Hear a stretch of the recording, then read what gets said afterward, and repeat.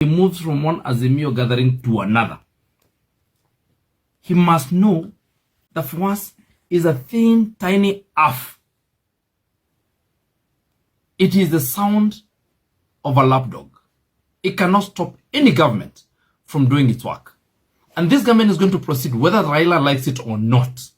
And I want to tell Raila Odinga that all governments are phallic in nature.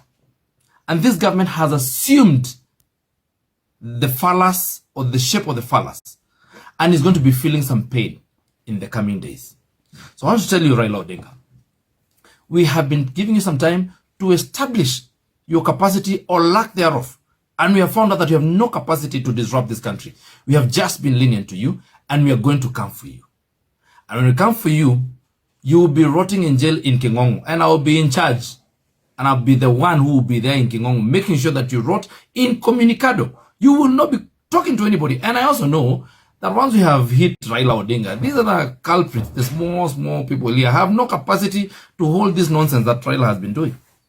Therefore, I want to say, I've observed and seen Mother Karua, Kalonzo Hapo, and Raila Odinga. And when I see them, I just see Mr. See No Evil, Mrs. Sin Hear No Evil, and the evil himself, just inciting themselves and allowing themselves to go around and thinking that they have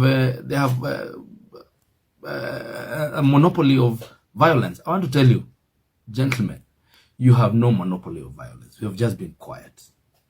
And when we unleash violence on you, you will not be seen around Nairobi or any other city.